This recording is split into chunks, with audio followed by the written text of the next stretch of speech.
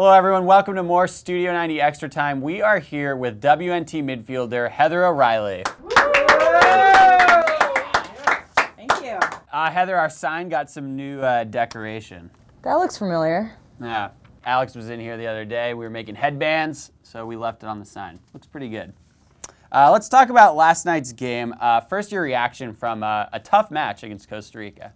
Yeah, I mean, first and foremost, we're thrilled to have qualified. You know, honestly, after our experience in qualifiers in 2010, having to go into a playoff with Italy in order to qualify, you know, this is a great weight off our shoulders. And, you know, I don't think that we played our best match last night, but at the same time, we got the result that we needed. We're going to London, and that's awesome. And we have a really exciting final to look forward to against Canada. You've been in this position before, so we want to ask you, what needs to happen with this team for the next 6 months as you guys get ready to go to London? Well, I think that we kind of have to continue to grow, and we're kind of tinkering with a new system. The thing about this team is we want to grow and we want to progress, but at the same time, we don't want to lose ourselves. We don't want to lose what USA has always been about. We've always had the edge in, you know, our fitness level, our intensity, our determination, our teamwork, sort of all the intangible things. And, you know, we need to bring that every single time we step out on the field. And that might seem a little bit, you know, kind of cliche, but it's what truly separates us from all the teams in the world. You mentioned those formation changes that you guys have been working on the past few months. There's also been some big positional changes for a few of the players. Nonetheless, one thing that fans can pretty much guarantee they'll see is you lining up on the right wing for the U.S. How has your position evolved through this period of change for the U.S., or has it? It has a little bit, for sure. I think, you know, my sort of starting position in this 4-2-3-1 is a little bit more inside than if we were just playing a 4-4-2. You know, when we were playing a 4-4-2, my heels were on the sideline and I was as wide as I could be. Now in this new system, I definitely do that quite a bit and try to, you know, spread us out and you know, kind of keep that left back of the opponent sort of guessing where I'm going to be, inside or outside. But now I sort of can connect a little bit more with my center midfielders, connect a little bit more with Cheney, who's sort of playing, you know, that attacking role. You know, at the same token, I think that Pia has encouraged me to remember what I'm great at, and that's, you know, similar to what I was just talking about earlier. Is, you know, you can never forget what qualities you are special at. With all the players changing positions, are you ever thinking like, "Oh, Pia, center back, let's do it"? Well, there is a little bit of you know, truth in that. As you get older, you start to kind of creep back on the field. And I did grow up playing forward, so maybe it is true for me that I've kind of crept back a little bit. I don't know about the defensive line, but maybe one day. But no, I guess for the good or the bad, maybe I'm not as versatile.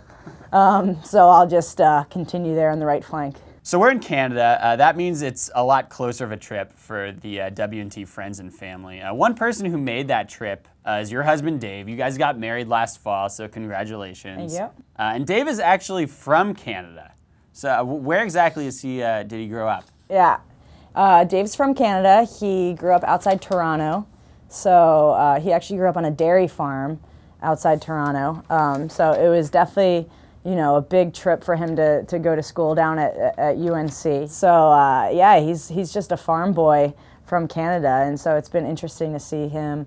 Now he's, you know, in finance in New York City and now at Harvard Business School. So he's kind of made a full transition. So we think that Dave then will be cheering for the U.S. in the USA versus Canada, or is he actually just going to be cheering for you and like not the whole team?